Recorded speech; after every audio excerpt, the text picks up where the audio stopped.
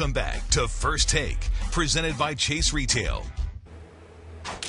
USC football coach Steve Sarkisian has apologized for his behavior Saturday night while giving a speech at the school's Salute to Troy event for alumni and donors. Sarkisian appeared to be drunk and slurring his words.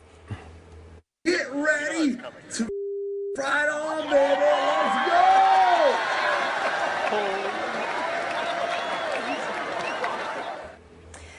Athletic director Pat Hayden had to intervene and was seen berating Sarkisian backstage after he disparaged USC opponents and used inappropriate language while introducing his team to alumni and donors.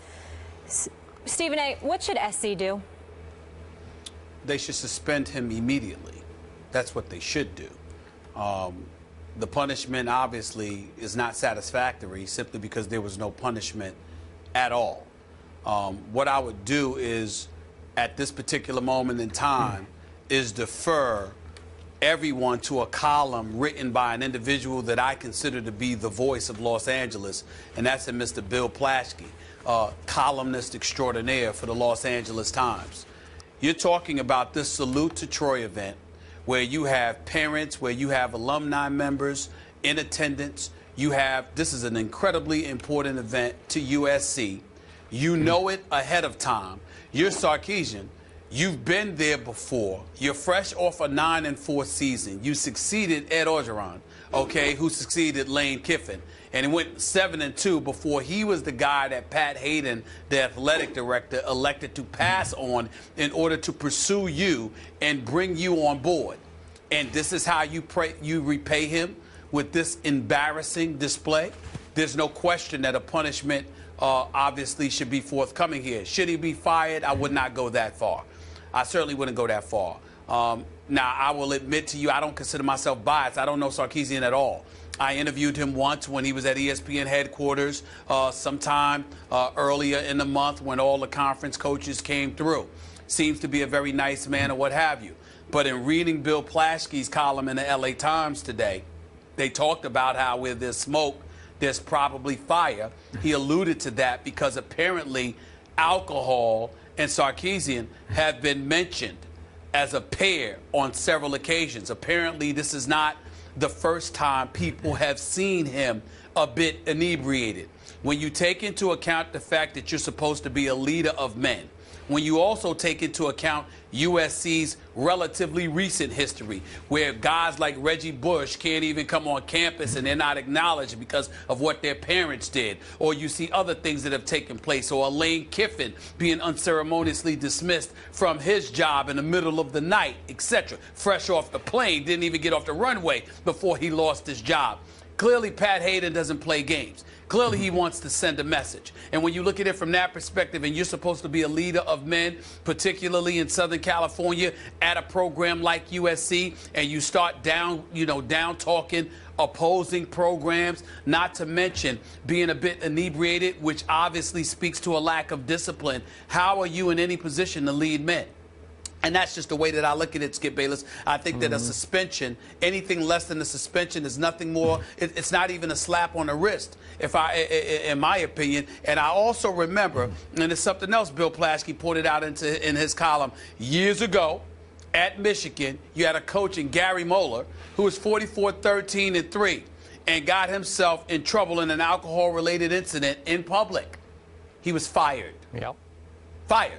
And so when you look at the precedent that has been set when we're talking about college football, being a leader of men for college athletes, especially considering the troubles that college athletes find themselves in this day and age, what position are you in to tell them anything if you conduct yourself this way in front of everyone to see, knowing that you had this event to attend, knowing you would be asked to speak, and still showing up in the manner that you did?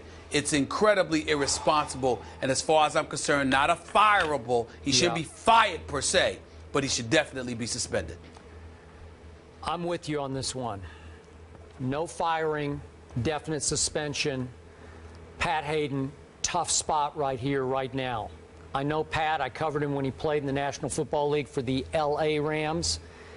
I respect the heck out of him, but he's got a big decision ahead of him here because Obviously, it matters to those people who attended that kickoff event, those major donors. This team really matters to them. This team this year just might be good enough to at least compete for the national championship, to be a playoff team. It's that loaded with a veteran quarterback and Cody Kessler back. I saw Sarkisian when he was here at ESPN. We stopped and spoke in the hall for a few minutes. I've always loved his football mind. I do not love this behavior. Stephen A., you need to suspend. I guess, and this might be viewed as wrist slap suspension. You have a couple of opening games that aren't that tough with Arkansas State and Idaho. Could you suspend him for those games and still kind of keep your team unity intact going forward into the Pac-10 or Pac-12 schedule? Maybe.